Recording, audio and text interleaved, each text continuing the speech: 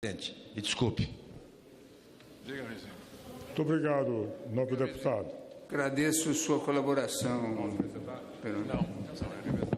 Sabemos todos que atuar sobre o sistema jurídico é importantíssimo, mas não é tudo no combate à corrupção.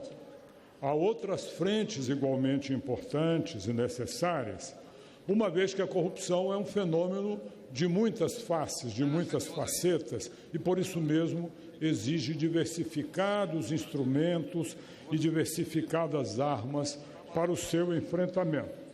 E também sabemos que não é apenas reprimindo, mas também prevenindo. Por isso, merece elogios também o fato de que, no conjunto de 10 medidas, embora predominantemente se trate de medidas repressivas, há um item específico relativo à prevenção. A iniciativa, em seu conjunto, merece apoio de todos nós, independentemente de, com isso, significar que se subscreve em todos os detalhes cada um dos projetos. Não tive oportunidade de examinar detalhadamente, por exemplo, o projeto que combate o enriquecimento ilícito ou o projeto que torna a corrupção crime hediondo, aumentando suas penas, de modo a saber se eles coincidem integralmente em termos do quantitativo de pena ou na descrição do tipo proposto para o enriquecimento ilícito, com projetos semelhantes elaborados na época pela Controladoria Geral da União, e encaminhados a esta Casa, um deles em 2005, o outro em 2009.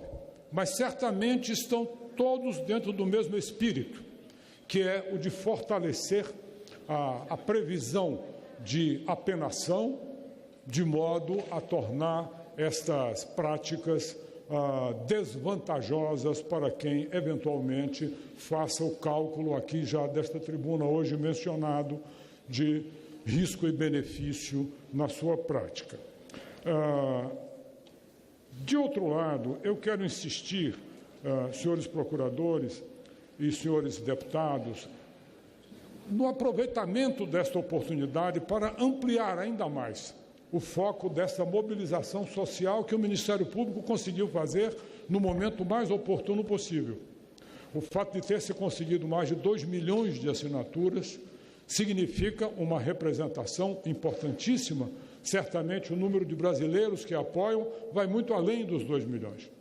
E é importante aproveitar esse momento para incluir, digamos assim, no pacote, na iniciativa, outras medidas que faltam ainda ser tomadas. Não quero fazer nenhuma injustiça com esta Casa, que já aprovou outras de igual importância. Aprovou-se aqui a Lei Anticorrupção Empresarial, a Lei 12.846 de 2013, proposta pela Controladoria. Aprovou-se aqui a Lei do Conflito de Interesses, aprovou-se aqui a Lei do Acesso à Informação, que são diplomas de alcance estratégico no combate à corrupção e na garantia da transparência das coisas públicas, que seguramente já começam a desempenhar um papel importante nesta batalha. Mas eu gostaria de fazer uma referência muito especial a uma necessidade prevista e prometida na Constituição da República, no artigo 173, há décadas, e que, felizmente, ontem foi aprovada no Senado, o Estatuto da Empresa Pública e da Sociedade de Economia Mista, que já passou por esta Casa e ontem foi aprovado no Senado, dependendo agora apenas da sanção presidencial. É preciso que estejamos todos muito atentos, cobrando a efetiva regulamentação, implementação e cumprimento desse Estatuto, porque é lá que o país, o Estado brasileiro e a sociedade brasileira poderão, pela primeira vez, dispor do respaldo jurídico necessário para que se possa efetivamente ter o alcance das empresas estatais pelos órgãos de controle deste país.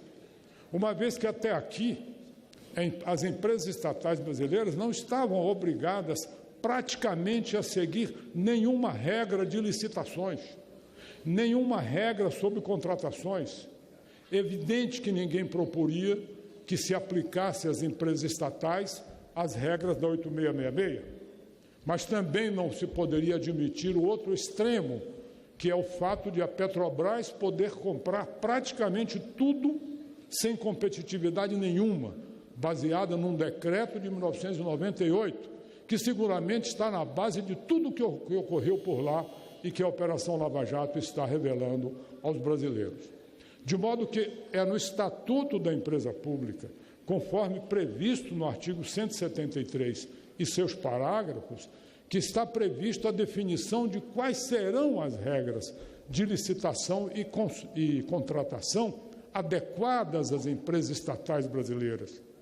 Porque é justamente pelas empresas estatais que sai hoje a parte mais volumosa de todo o investimento público. É de lá que vem a grande corrupção. E não era possível continuar-se no limbo completo em matéria do alcance ou não alcance dessas empresas, dessa faixa da administração pública, por parte dos órgãos de controle, como a CGU, o TCU e os demais órgãos de controle, que só podiam atuar nessas estatais na medida em que suas auditorias eventualmente identificassem os ilícitos já ocorridos. Mas elas não estavam submetidas aos instrumentos de controle prévio, que incluem regras de licitação, regras de contratação, regras de transparência que as obriguem a abrir as informações para os órgãos de controle e, em determinada medida, para toda a sociedade. Tudo isso deve vir nesta lei aprovada ontem no Senado. Mas é preciso que estejamos atentos para cobrar a regulamentação e a efetiva implementação. Por fim, queria fazer referência a um outro elemento, a meu ver, integrante fundamental da luta contra a corrupção neste país, que é a necessidade da reforma política. Reforma política que é tema que periodicamente vem à baila e que logo depois é esquecido.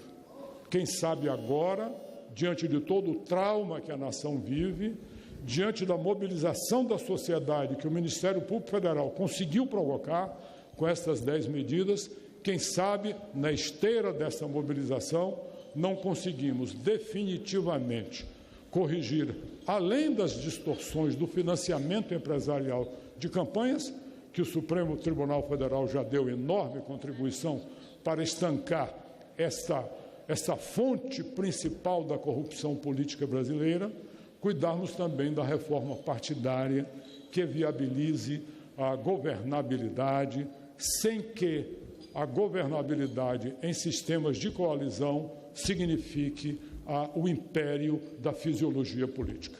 É com essa esperança e com essa certeza que eu renovo a minha saudação ao Ministério Público por essa iniciativa e minha confiança no Congresso brasileiro. Muito obrigado.